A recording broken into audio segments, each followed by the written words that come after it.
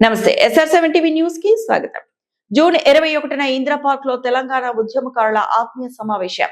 ఉద్యమకారులకు 250 గజాల ఇంటి స్థలం, గుర్తింపు కార్డులు, పెన్షన్ ఇవ్వాలని ప్రధాన డిమాండ్. తెలంగాణ ఉద్యమకారుల ఆత్మీయ సమ్మేళనం జూన్ 21, 2026న ఇందిరా పార్క్ లో జరగనుంది. తెలంగాణ ఉద్యమకారుల సంఘం వ్యవస్థాపక అధ్యక్షుడు డాక్టర్ పిడమర్తి రవి పిలుపు మేరకు ఈ కార్యక్రమం జరుగుతోంది. మంత్రి జూపల్లి కృష్ణారావు ముఖ్య అతిథిగా హాజరు కానున్నారు. వనపర్తి R&B గెస్ట్ హౌస్ లో జరిగిన సన్నాహక సమావేశంలో చీర్ల సత్యం సాగర్ ను రాష్ట్ర ఉపాధ్యక్షుడిగా నిరంజన్ వలి, పొట్టినేని గోపాలకృష్ణను వనపర్తి జిల్లా బాధ్యులుగా నియమించారు. OUJSC, PUJSC, TJS, BSF నాయకులు పాల్గొన్నారు. Reporting by SR7 TV news reporter Wanaparthy జిల్లా ఇన్ఛార్జ్ KP రెడ్డి.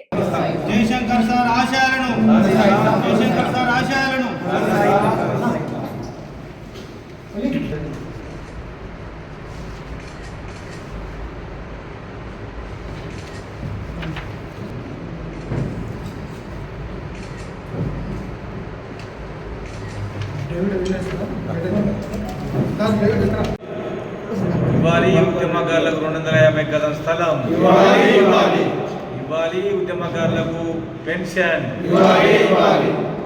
జయప్రదం చేద్దాం జూన్ 21 జరిగే ఉద్యమకారుల సమ్మేళనాన్ని. జై తెలంగాణ.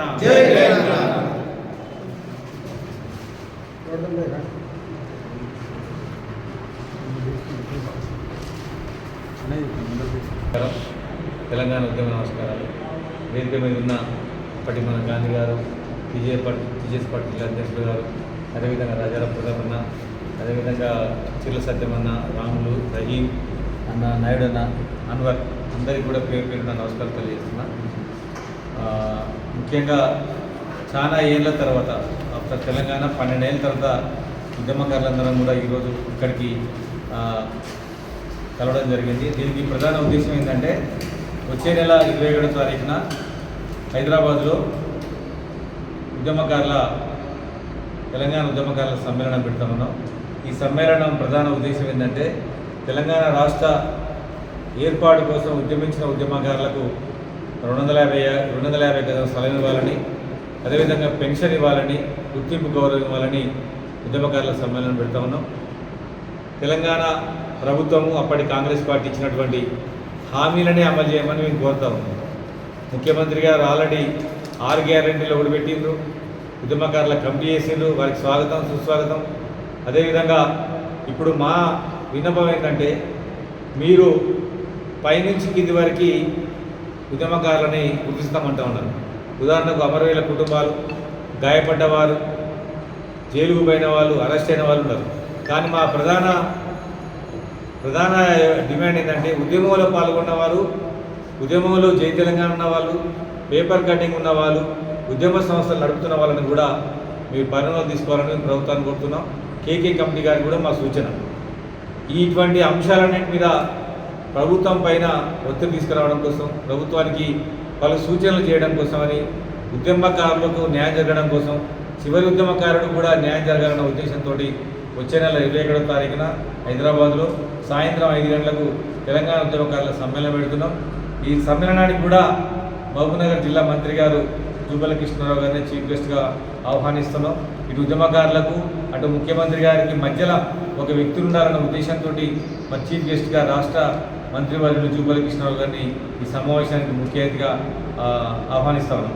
అదేవిధంగా ఖచ్చితంగా ప్రభుత్వము కమిటీ రాష్ట్ర వ్యాప్తంగా పర్యటించి అప్పటి ఉద్యమకారుల యొక్క ఆధారాలతో సహా వాళ్ళ నుంచి వినతి పత్రాలను స్వీకరించి రాష్ట్రాలలో గతంలో ఏర్పడినటువంటి కొత్త రాష్ట్రాల ఏర్పాటు తర్వాత అప్పటి ఉద్యమకారులని ఆ రాష్ట్ర ప్రభుత్వాలు ఎట్లా గౌరవించుకునేవో, ఎట్లా గుర్తింపునిచ్చినాయో, వాళ్ళకి ఏ అవకాశాలు ఇచ్చినాయో అట్లనే జార్ఖండ్, ఉత్తరాఖండ్ కూడా పోయి, ఛత్తీస్గఢ్ కూడా పోయి అక్కడ రాష్ట్ర ప్రభుత్వం అప్పటి ఉద్యమకారులను ఏ విధంగా గుర్తించో దాన్ని కూడా అర్థం చేయాలని కమిటీకి సూచిస్తున్నాం. తెలంగాణలో కూడా క్షేత్రస్థాయి పర్యటన చేసి అప్పటి ఉద్యమకారులు కూడా మొత్తం కలుసుకోవాలని కూడా నా విజ్ఞప్తి. నా ప్రయత్నం ఏంటంటే నాతో పాటు ఉద్యమంలో పాల్గొన్న వారు ఉన్నారు, అప్పుడు విద్యార్థి నాయకులుగా మేము ఇచ్చిన పిలుపులని స్వీకరించిన వాళ్ళు ఉన్నారు.